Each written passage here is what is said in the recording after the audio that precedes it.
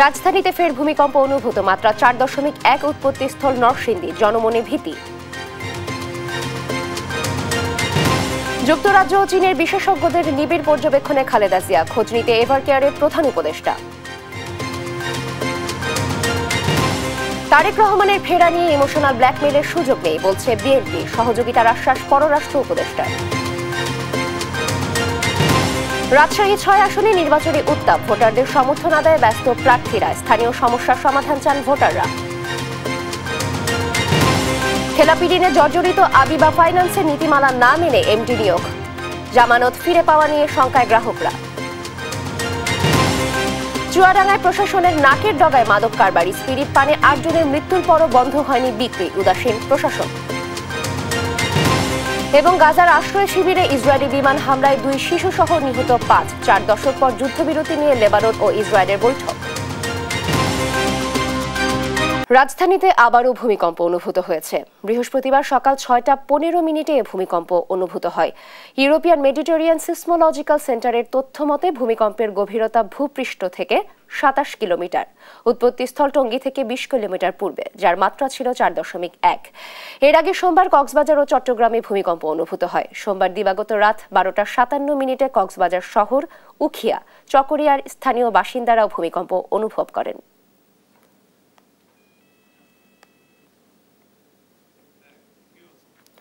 রাজধানীর এভারকেয়ার হাসপাতালে BNP chairperson Khaleda জিয়ার চিকিৎসা চলছে কঠোর নিরাপত্তায়। বুধবার সকালে তার চিকিৎসায় ঢাকায় এসেছেন যুক্তরাজ্যের বিশেষজ্ঞ রিচার্ড বিলি। সেই সঙ্গে রাতে যোগ দিয়েছে 4 সদস্যের চীনা বিশেষজ্ঞ চিকিৎসক দল। এদিন বেগম জিয়ার স্বাস্থ্যের খোঁজ খবর নেন সরকারের উপদেষ্টা থেকে শুরু করে রাজনৈতিক অঙ্গনের মানুষও। এছাড়া হাসপাতালের বাইরে ভিড় করেন নেতাকর্মী ও সাধারণ মানুষ। সবার আশা দ্রুত সুস্থ হয়ে উঠবেন খালেদা জিয়া, আরও জানাচ্ছেন তামিম মাহবুব। গেল 23 November BNP chairperson Begum Khaleda জিয়ার শারীরিক অবস্থার অবনতি ঘটলে ভর্তি করা হয় রাজধানীর এভারকেয়ার হাসপাতালে। সংকটাপন্ন অবস্থায় দেশি বিদেশি বিশেষজ্ঞ চিকিৎসকদের নিয়ে গঠিত মেডিকেল বোর্ডের তত্ত্বাবধানে সিসিইউতে চলছে তার চিকিৎসা। মঙ্গলবার রাত থেকে এসএসএফ ও প্রেসিডেন্ট রেজিমেন্ট গার্ড বাহিনী নিরাপত্তা দিচ্ছে খালেদা জিয়াকে। বুধবার বিএনপি চেয়ারপারসনের অবস্থা পর্যবেক্ষণে এভারকেয়ার হাসপাতালে আসেন যুক্তরাজ্যের বিশেষজ্ঞ চিকিৎসক রিচার্ড বিলি। বুধবার সকাল 10টায় ঢাকায় পৌঁছানোর পর সরাসরি আসেন হাসপাতালে। এদিন দুপুরে খালেদা জিয়ার স্বাস্থ্যের খোঁজ নিতে হাসপাতালে যান মৎস্য ও প্রাণী সম্পদ উপদেষ্টা ফরিদা আক্তার। খালেদা জিয়াকে দেখতে এসে ইসলামী আন্দোলনের নায়েবে আমির সৈয়দ ফয়জুল করিম রাজনৈতিক মতের ভিন্নতার ঊর্ধ্বে সবাই মিলে সুন্দর দেশ গড়ার আহ্বান জানান। আমরা এখন আল্লাহর কাছে দোয়া করি, আল্লাহ যেন তাকে। অন্যান্য দিনের মতো এদিনও সকাল থেকে হাসপাতালের বাইরে ভিড় করেন বিএনপির নেতাকর্মী ও সাধারণ মানুষ। সর্বস্তরের মানুষের দোয়ায় খালেদা জিয়া ফিরে এসে দেশের নেতৃত্ব দেবেন এমন আশার কথা জানান তারা। এখন যে ফিজিক্যাল কন্ডিশন ডাক্তার এবং উনিই বলতে পারে, আমরা তার জন্য আসছি শুধু দোয়া করার জন্য। তার প্রতি কেন তো আবেগ হয়েছে, সে দেশের জন্য একটা বৃক্ষ, বড় বৃক্ষ। দেশ সে যেভাবে আগলে রেখেছে, গণতন্ত্র যেভাবে আগলে রেখেছে, দেশে মাটি মানুষের রাজনীতি করেছে খালেদা জিয়া। এদিকে এভারকেয়ার হাসপাতালের কাছের 2টি মাঠে এসএসএফ এর নিরাপত্তা প্রটোকল অনুযায়ী বৃহস্পতিবার বাংলাদেশ সেনাবাহিনী ও বিমান বাহিনীর হেলিকপ্টার পরীক্ষামূলকভাবে অবতরণ উড্ডয়ন করবে বলে এক বিজ্ঞপ্তিতে জানায় সরকার। কোন প্রকার অপপ্রচারে বিভ্রান্ত না হতে অন্তর্বর্তী সরকারের পক্ষ থেকে অনুরোধ জানানো হয়। তামিম মাহবুব, দেশ TV, Dhaka. BNP chairperson Khaleda জিয়ার স্বাস্থ্যের খোঁজ নিতে রাজধানীর এভারকেয়ার হাসপাতালে গেছেন প্রধান উপদেষ্টা ডক্টর মোহাম্মদ ইউনূস। বুধবার সন্ধ্যায় হাসপাতালে যান তিনি। এ সময় মেডিকেল বোর্ডের সদস্যরা প্রধান উপদেষ্টার কাছে খালেদা জিয়ার বর্তমান স্বাস্থ্যের সার্বিক পরিস্থিতি তুলে ধরেন। বিস্তারিত নিয়াজ মোর্শেদের প্রতিবেদনে জানাচ্ছেন নাইম আফসান। গেল 23 নভেম্বর থেকে বিএনপি চেয়ারপারসন বেগম খালেদা জিয়া চিকিৎসাধীন রয়েছেন রাজধানীর এভারকেয়ার হাসপাতালে। তার চিকিৎসার খোঁজ নিতে গেল কয়েকদিন ধরে একের পর এক সরকারের বিভিন্ন উপদেষ্টা ও রাজনৈতিক দলের কেন্দ্রীয় নেতারাও আসছেন। বুধবার সন্ধ্যা 7 এভারকেয়ার হাসপাতালে খালেদা জিয়াকে দেখতে আসেন প্রধান উপদেষ্টা ডক্টর মোহাম্মদ ইউনূস। এ সময় বিএনপির পক্ষ থেকে দলটির মহাসচিব মির্জা ফখরুল ইসলাম আলমগীর প্রধান উপদেষ্টাকে স্বাগত জানান। পরে তাকে খালেদা জিয়ার কাছে নিয়ে যান বিএনপির স্থায়ী কমিটির সদস্য ডাক্তার এজেডএম জাহিদ হোসেন। পরে বেগম জিয়ার মেডিকেল বোর্ডের সদস্য ডাক্তার জাফর ইকবাল বেগম জিয়ার স্বাস্থ্য সম্পর্কে প্রধান উপদেষ্টার কাছে বিস্তারিত তুলে ধরেন। প্রায় 20 মিনিটেরও বেশি সময় অবস্থান করে এভারকেয়ার হাসপাতাল ত্যাগ করেন প্রধান উপদেষ্টা। নাইম আফসান, দেশ TV, Dhaka. BNP chairperson Khaleda জিয়ার চিকিৎসার সবশেষ খবর জানাতে রাজধানীর এভারকেয়ার হাসপাতাল থেকে যুক্ত হচ্ছেন সহকর্মী সাদ আহমেদ। সাদ, খালেদা জিয়ার স্বাস্থ্যের সবশেষ পরিস্থিতি কি? বিশেষজ্ঞ চিকিৎসক দল কিছু জানিয়েছে কিনা, বিস্তারিত জানাবেন।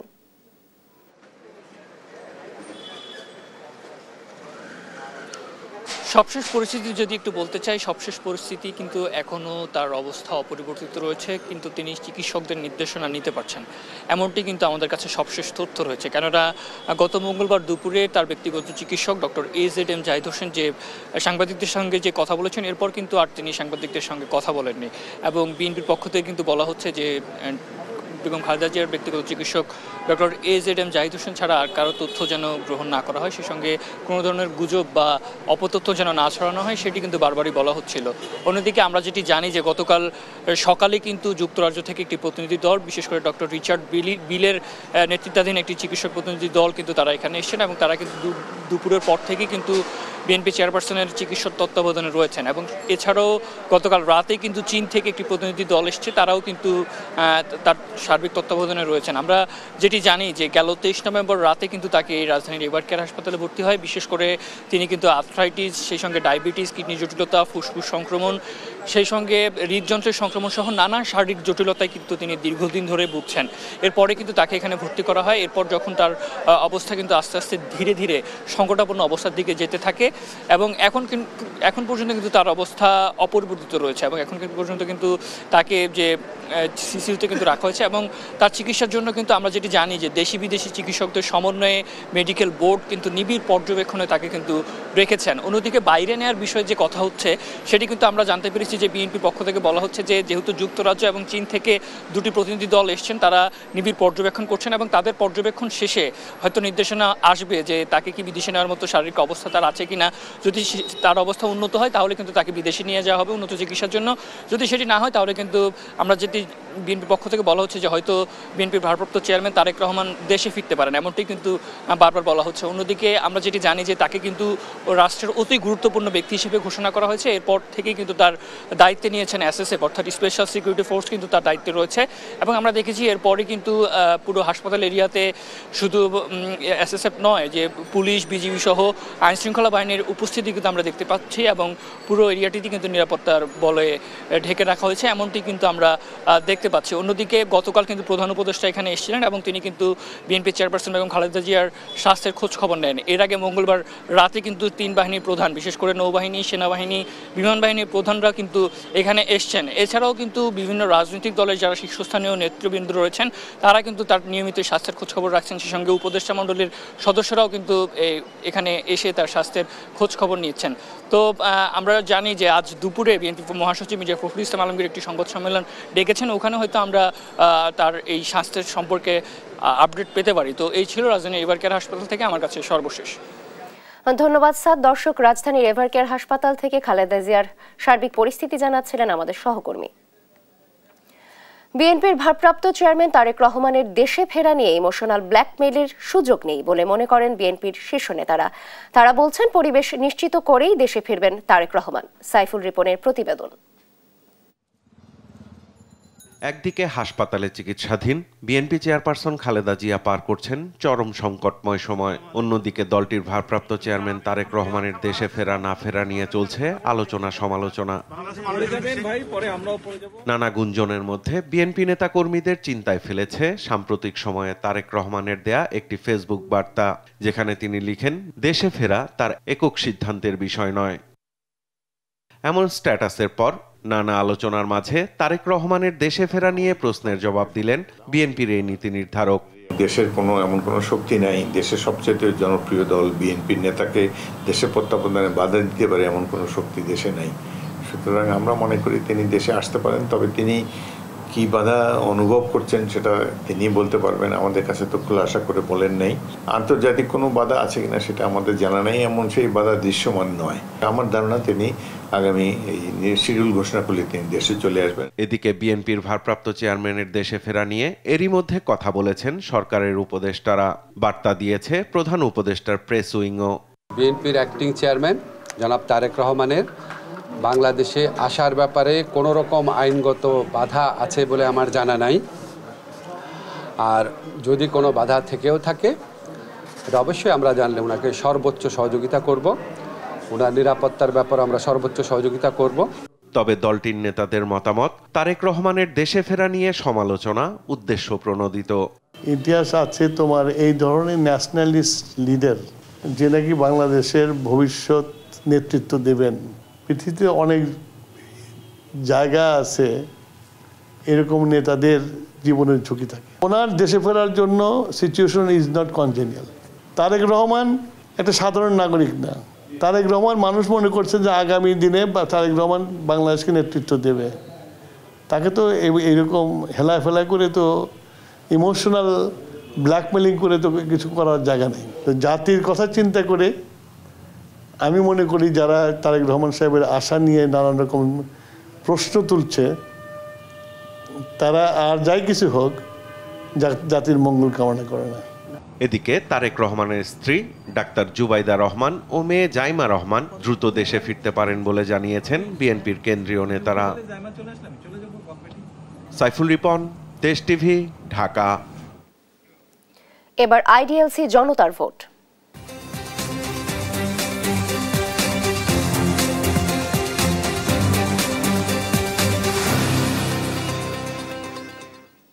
পদ্মা বিধৌত রাজশাহী ৬ আসন। ইতিহাস ঐতিহ্যে সমৃদ্ধ আসনটিতে এখন ভোটের উত্তাপ। প্রার্থীরা ছুটছেন ভোটারদের কাছে, মন জয় করতে দিচ্ছেন সমস্যা সমাধানের আশ্বাস। তবে কর্মসংস্থানের অভাব আছে এখানে। ক্ষয়ের আর আমের ন্যায্য মূল্য নিয়েও আক্ষেপ আছে ভোটারদের। বিশ্লেষকরা বলছেন স্থানীয় সমস্যা সমাধানে গুরুত্ব দিতে পারবেন এমন প্রার্থী এগিয়ে থাকবেন। কাজী শাহেদের প্রতিবেদন। ঐতিহাসিক বাঘা শাহী মসজিদ, বাংলাদেশ পুলিশ একাডেমি, খয়ের আর সুস্বাদু আমের জন্য বিখ্যাত রাজশাহীর চারঘাট ও বাঘা উপজেলা। এ দুটি উপজেলা নিয়েই রাজশাহী ৬ আসন। স্বাধীনতার পর থেকে বেশিরভাগ নির্বাচনে এই আসনে বিএনপি প্রার্থী জয় পেয়েছেন, তাই এই আসনে বিএনপির শক্ত ঘাঁটি রয়েছে। আসনটিতে মোট ভোটার ৩,৪৭,৮৭৭ জন। নারী ভোটার বেশি, তবে নেই তৃতীয় লিঙ্গের কোন ভোটার। শিক্ষার হার চারঘাট উপজেলায় প্রায় ৭১%, আর বাঘা উপজেলায় প্রায় ৫০%। আসনটিতে এবার বিএনপির মনোনয়ন পেয়েছেন আবু সাইদ চাঁদ, জামাতের প্রার্থী অধ্যক্ষ নাজমুল হক, এনসিবির ইমরান ইমন ও ইসলামী আন্দোলনের আমিনুল ইসলাম। বিজয়ী হলে এলাকার উন্নয়নে ভূমিকা রাখতে চান তারা। চকরাজাপুর ইউনিয়নটা পানির তলায় গেছে, একদম বাড়িঘর নাই, ভাঙ গেছে। চারঘাটের আপনার শাহপুর, পিরোজপুর, রাউথা, এইসব জায়গায় নদী ভাঙনে আমি তাদের আহাজারি দিয়েছি। অতএব প্রথম প্রায়োরিটি কাজ করতে চাই এবং এই আমটা যদি জাতীয়ভাবে আমরা চেষ্টা করি এবং স্বল্প মেয়াদে কিছু ঋণ দিই, যদি আমরা আচারের ফ্যাক্টরি, আমতার ফ্যাক্টরি, জুস এগুলো যদি করতে পারি, বিশ্বের দরবারে যদি এই আমটাকে নিয়ে আমরা চালান দিতে পারি, তাহলে একটা সময় দেখবেন আমটা স্বচ্ছতা হবে। আমরা জিতলে এলাকায় যে সমস্ত মৌলিক সমস্যা, বিশেষ করে নদী ভাঙ্গন, নদীর ধারে যারা বসবাস করেন তারা নিরাপত্তার সাথে নিশ্চিন্তে বসবাস করতে পারেন, সে কারণে নদী ভাঙ্গন ঠেকানোর প্রয়োজনীয় ব্যবস্থা আমরা নিতে চাই এবং যুবকদের বেকারত্ব দূর করার জন্য, কর্মসংস্থানের জন্য আমরা কাজ করতে চাই। অবকাঠামোগত উন্নয়নটাকে গুরুত্বের সাথে করতে হবে। শিক্ষিত হয়ে তরুণরা এখন বেকার জীবনযাপন করছে, তাদের কর্মসংস্থানের ব্যবস্থা করতে হবে। রেশমটাকে আধুনিকায়ন করা, এই আধুনিকায়নের মধ্য দিয়ে একটা বিপুল কর্মসংস্থান তৈরি করা সম্ভব। কর্মসংস্থানের অভাব যেমন আছে আসনটিতে, তেমনি নদী ভাঙনে প্রতি বছর নিঃস্ব হয় অসংখ্য মানুষ। ক্ষয়ের শিল্প রক্ষা আর আমের ন্যায্য মূল্য নিশ্চিতের দাবি আছে ভোটারদের। সুশিক্ষিত যারা মানুষের বিপদে আপদে যাবে, আমরা তাকে চাচ্ছি। এলাকার উন্নয়নের সৎ এবং যোগ্য প্রার্থীর দরকার। সন্দেহমূলক মনোভাব সব প্রার্থীর ভেতরেই, মুখে বলছে একরকম কিন্তু অন্তরে আরেক জিনিস কাজ করছে, এটা সাধারণ মানুষ বুঝতেও পারছে। শুধু ভোটের আগে নয়, নির্বাচিত হয়ে ভোটারদের পাশে থাকবেন ভোটাররা, এমন প্রার্থীকে নির্বাচিত করবেন বলছেন বিশ্লেষকরা। যে সমস্ত প্রার্থী জনগণের কাছে গিয়ে ভোট চেয়ে নির্বাচিত হওয়ার পরে আবার ওই জনগণের কাছে ফিরে গিয়ে যদি তার সততার উত্তর যদি উনি দিতে পারেন, সত্যতার উত্তর যদি দিতে পারেন, তাহলে ওই ধরনের প্রার্থীকে কিন্তু আমি বিশ্বাস করি সাধারণ মানুষ বেছে নেবে। বিএনপির শক্ত ঘাঁটি হিসেবে পরিচিত এই আসনে এবার নিজেদের সক্ষমতার পরিচয় দিতে চায় জামাত। কাজী শাহেদ, দেশ টিভি, রাজশাহী। অন্তর্বর্তী সরকারের শপথ বৈধ ঘোষণা করে হাইকোর্টের দেয়া আদেশের বিরুদ্ধে দায়ের করা লিভ টু আপিলের আদেশ আজ বৃহস্পতিবার প্রধান বিচারপতি ডক্টর সৈয়দ রেফাত আহমেদের নেতৃত্বে 7 বিচারপতির পূর্ণাঙ্গ আপিল বেঞ্চ এই আদেশ দিবেন। বুধবার শুনানি শেষে আদেশের দিন ধার্য করেন আদালত। এদিন রাষ্ট্রপক্ষে শুনানি করেন অ্যাটর্নি জেনারেল মোহাম্মদ আসাদুজ্জামান, অতিরিক্ত অ্যাটর্নি জেনারেল ব্যারিস্টার অনিক আর হক, রিটের পক্ষে শুনানি করেন অ্যাডভোকেট মহসিন রশিদ। ইন্টারভেনর হিসেবে শুনানি করেন ব্যারিস্টার রুহুল কুদ্দুস কাজল, অ্যাডভোকেট মোহাম্মদ শিশির মনির। এর আগে মঙ্গলবার অন্তর্বর্তী সরকারের শপথকে বৈধ ঘোষণা করে হাইকোর্টের দেয়া আদেশের বিরুদ্ধে দায়ের করা লিভ টু আপিলের শুনানি শুরু হয়। উল্লেখ্য, গত বছরের ডিসেম্বরে অন্তর্বর্তী সরকারের শপথের বৈধতা চ্যালেঞ্জ করে হাইকোর্টে রিট করেন এ আইনজীবী।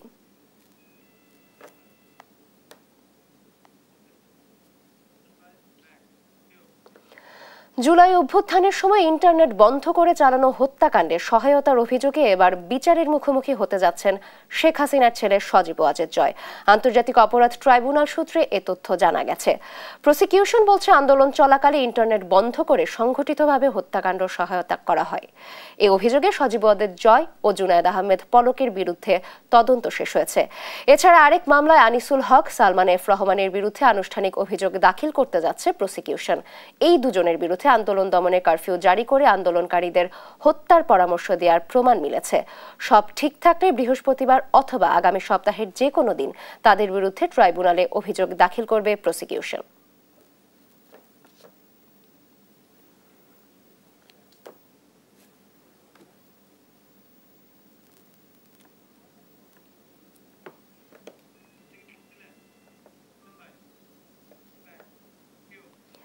নামে বেনামে প্রতিষ্ঠান দেখিয়ে ঋণ দেওয়ার নামে কোটি কোটি টাকা লোপাটের অভিযোগ উঠেছে নন ব্যাংকিং আর্থিক প্রতিষ্ঠান আবিবা ফাইন্যান্স লিমিটেডের বিরুদ্ধে।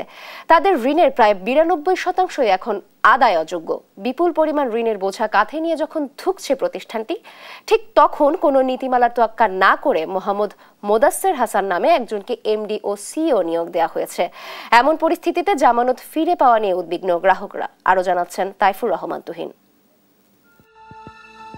মোহাম্মদ মোদাসের হাসান নন ব্যাংকিং আর্থিক প্রতিষ্ঠান আবিবা ফাইন্যান্স লিমিটেডের এমডি ও সিইও।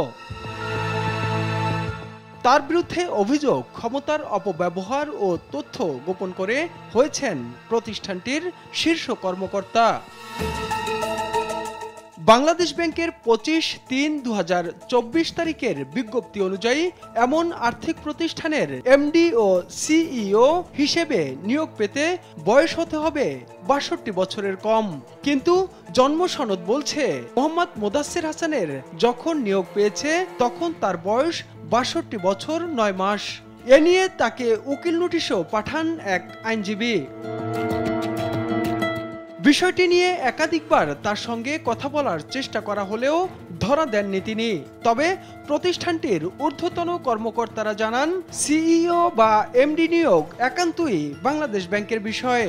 তার ফাইল তো বাংলাদেশে পাঠানো হয়, বাংলাদেশ অ্যাপ্রুভাল না দিলে তো এমডি নিয়োগ হয় না। বাংলাদেশ এমডি নিয়োগ মানে এটা তো আর এমনি না যে বাংলাদেশ ব্যাংকের অ্যাপ্রুভাল ছাড়া উনি বসে গেছে। নীতিমালা ভঙ্গ করে কিভাবে তাকে নিয়োগ দেওয়া হলো এ বিষয়টি জানতে একাধিকবার বাংলাদেশ ব্যাংকে যোগাযোগ করা হলেও সদুত্তর মেলেনি। বিগত আওয়ামী লীগ সরকারের সময় দেশে শত শত কোটি টাকা পাচার এবং অর্থনীতি ধ্বংসের অন্যতম জাতাকল ছিল প্রতিষ্ঠানটি, যেখানে পৃষ্ঠ হাজারো আমানতকারী। তাইফুর রহমান তুহিন, দেশ টিভি, ঢাকা। চট্টগ্রামে বেড়েছে ডেঙ্গু সংক্রমণ, হাসপাতালে বাড়ছে রোগীর চাপ। এ নিয়ে বিস্তারিত জানাতে সরাসরি যুক্ত হচ্ছেন সহকর্মী আজিজা হক পায়েল। পায়েল, নিশ্চয়ই শুনতে পাচ্ছেন, বর্তমানে হাসপাতালে ডেঙ্গু সংক্রমণের পরিস্থিতি কেমন? হাসপাতাল কর্তৃপক্ষ কিছু জানিয়েছে কিনা, বিস্তারিত জানাবেন।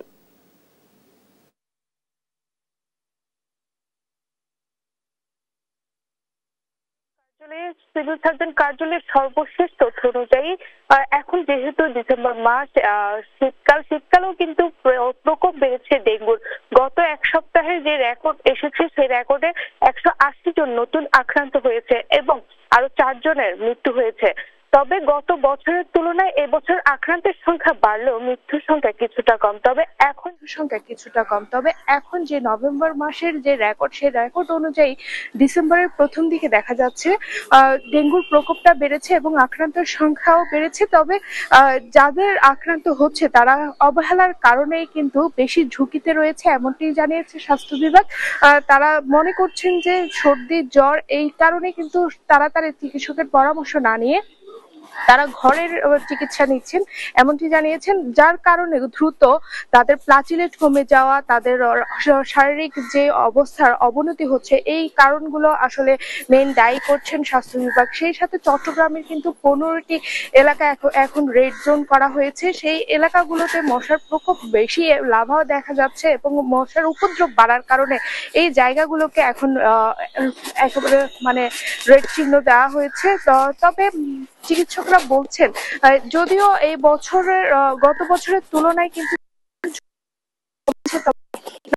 আক্রান্তের সংখ্যা বেড়েছে। তবে এখন যে নভেম্বর মাস আসছে, নভেম্বর মাসে আসলে শীতকালে এই বছরটাতে কিন্তু এই সময়টাতে কিন্তু ঝুঁকি একটু কমার কথা ছিল, কিন্তু দেখা যাচ্ছে যে নভেম্বর মাসে যে রেকর্ড এসেছে আমাদের হাতে, সেই রেকর্ড অনুযায়ী আক্রান্তের সংখ্যা বেড়েছে এবং মৃত্যুও হয়েছে 4 জনের। তাই দ্রুত তাড়াতাড়ি স্বাস্থ্য বিভাগ কিন্তু এই ব্যবস্থা নিচ্ছেন এবং দ্রুত সময়ের মধ্যে এই সমস্ত রেড জোন করে এই সমস্ত এগুলোকে একেবারে আয়ত্তে আনার চেষ্টা করছেন এবং দ্রুত সময়ের মধ্যে এই মশা নিধনের ব্যবস্থা করলে এবং আশপাশের যে সতর্কতাগুলো রয়েছে সেগুলো অবলম্বন করলে আসলে এই ঝুঁকিটা একটু কমবে। যদিও এখন শীতকালে কিন্তু মশার উপদ্রব বাড়ে, তবে ডেঙ্গুর যে প্রকোপটা ছিল সেটা শীতকালে কম থাকার কথা। তবে নভেম্বর মাসে যেহেতু বেড়েছে, তাই সম্পূর্ণ শীতকালেই একটু সতর্ক থাকার অনুরোধ জানিয়েছেন স্বাস্থ্য বিভাগ। এই ছিল চট্টগ্রামের ডেঙ্গু নিয়ে সর্বশেষ তথ্য। ধন্যবাদ পায়েল। দর্শক, চট্টগ্রামের ডেঙ্গু পরিস্থিতির সর্বশেষ জানাচ্ছিলেন আমাদের সহকর্মী। চুয়াডাঙ্গায় রেকটিফাইড স্পিরিট পানে 8 জনের মৃত্যুর পরও বন্ধ হয়নি অবৈধভাবে বিক্রি। প্রশাসনের চোখ ফাঁকি দিয়ে দেদারসে বিক্রি হচ্ছে বিষাক্ত এই অ্যালকোহল, আর এটা পাওয়া যাচ্ছে খোদ হোমিওপ্যাথিক ঔষধের দোকানে বা হোমিওপ্যাথিক চিকিৎসকের কাছে। অথচ ঔষধ প্রশাসন, মাদকদ্রব্য নিয়ন্ত্রণ অধিদপ্তর ও আইনশৃঙ্খলা বাহিনীর সদস্যরা বলছেন অভিযান অব্যাহত রেখেছে। খায়রুজ্জামান সেতুর রিপোর্ট, জানাচ্ছেন শায়লা খান। চুয়াডাঙ্গার ডিঙ্গিদহ এলাকায় দীর্ঘদিন ধরে প্রকাশ্যেই বিক্রি হচ্ছে রেকটিফাইড স্পিরিট। মাসখানেক আগে এই রেকটিফাইড স্পিরিট পানে 8 জন মারা যাওয়ার পর কিছুদিন বন্ধ ছিল এর বিক্রি কার্যক্রম। বর্তমানে আবারও চলছে এর বিক্রি।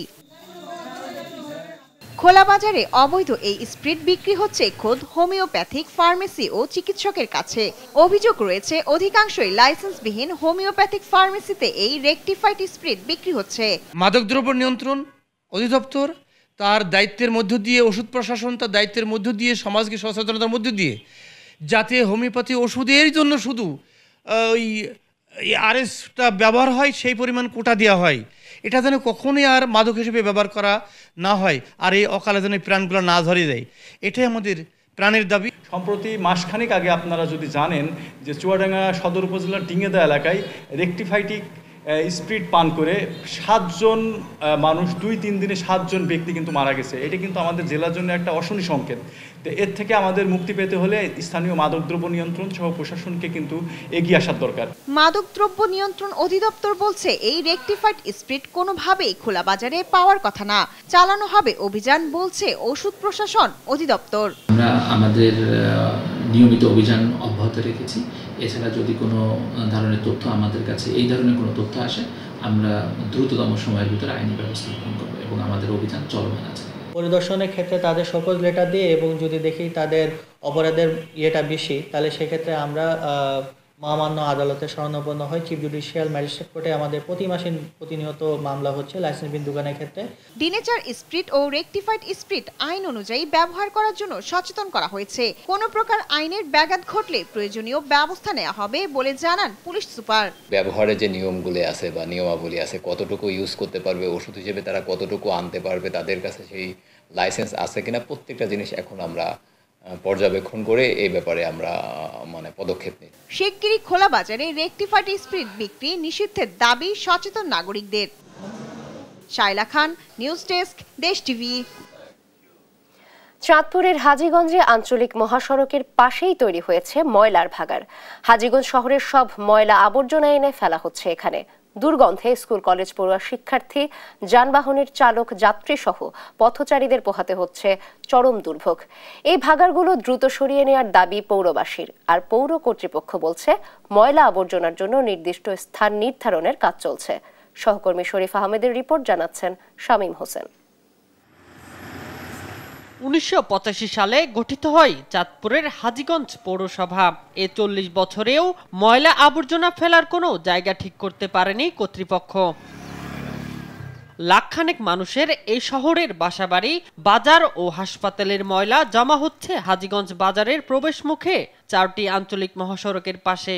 আপনার মাছির ওষুধ আমার থেকেও নাই, তারা অতিষ্ঠ মাছির কারণে। আর এদিক দিয়ে বাচ্চারা যায় স্কুলে, অনেক সময় ময়লা রোডের উপরে আইসা পড়ে, একদম ময়লা হয়ে থাকে। বৃষ্টির সময় পুরো রোডের উপরে ময়লা। আমরা এখানে প্রতিনিয়ত যাই, আমাদের যাওয়া আসাতে অনেক সমস্যা হয়। আমরা চাই এগুলো সংরক্ষণ করুন। এটা পরিবেশের জন্য ভয়ঙ্কর একটা পরিবেশ তৈরি করছে এখানে। উন্মুক্ত এসব ময়লার স্তূপ থেকে ছড়াচ্ছে দুর্গন্ধ, রোগ জীবাণু, বাড়ছে স্বাস্থ্য ঝুঁকি। এ নিয়ে ক্ষুব্ধ পৌরবাসী। 3-4টা প্রবেশ পথ আছে, প্রবেশ পথের মুখের মধ্যে যে পৌরসভার যে ময়লাগুলা যে পালায়, এগুলোর জন্য ধরুন আসলে স্কুল কলেজ হতে সাধারণ মানুষ যাতায়াত করতে পারে না গন্ধের জন্য। কাস্টমার বসে না দোকানে, ময়লার গন্ধে, এই কারণে আমাদের লস যাইতেছে। এখান থেকে যে ময়লার ইয়াদিন দূর করি, দূরে লয়ে যায়। বসতি থেকে দূরে ডাম্পিং স্টেশন তৈরির পরিকল্পনার কথা বললেন পৌর প্রশাসক। এই বিষয়টি নিয়ে আমরা পৌরসভা থেকে মিটিং করেছি এবং আমাদের মিটিং এর সিদ্ধান্ত অনুযায়ী আমরা একটি কমিটি করে দিয়েছি, সার্চ কমিটি। সেই সার্চ কমিটি কয়েকটি স্থান নির্বাচন করেছে এবং সেটিরও আমরা সম্ভাব্যতা যাচাই করছি। বিশ্বাস করি যে আমরা খুব শীঘ্রই এটি বাস্তবায়ন করতে পারবো এবং আমরা অচিরেই এটি স্থায়ী একটি ডাম্প ইয়ার্ড আমরা ব্যবস্থা করতে পারবো। শুধু পরিকল্পনা নয়, তার বাস্তবায়নের মাধ্যমে দুর্ভোগ থেকে মুক্তি চান হাজীগঞ্জের বাসিন্দারা। শামীম হোসেন, নিউজ ডেস্ক, দেশ টিভি। রাজশাহী মহানগর এনসিপি কার্যালয়ে তালা ঝুলিয়ে বিক্ষোভ করেছে একাংশের কর্মীরা। বুধবার রাত 9টার দিকে এ ঘটনা ঘটে। রাজশাহী মহানগর এনসিপির আহ্বায়ক মোবাশ্বের আলী জানান, বৈষম্য বিরোধী ছাত্র আন্দোলনের নেতাকর্মীরা এনসিপির রাজশাহী জেলার আহ্বায়ক ডাক্তার সাইফুল ইসলামের অব্যাহতির দাবিতে তালা ঝুলিয়ে বিক্ষোভ করে। এই বিষয়ে কেন্দ্রীয় নেতাদের সঙ্গে আলোচনা করে সমাধানের চেষ্টা চলছে। তবে রাজশাহী জেলা এনসিপির আহ্বায়ক ডাক্তার সাইফুল ইসলামের দাবি, রাজশাহী মহানগর এনসিপির আহ্বায়ক মোবাশ্বের আলীর লোক দিয়ে মহানগর অফিস ও তার কোচিং সেন্টারে তালা মেরে দিয়েছে।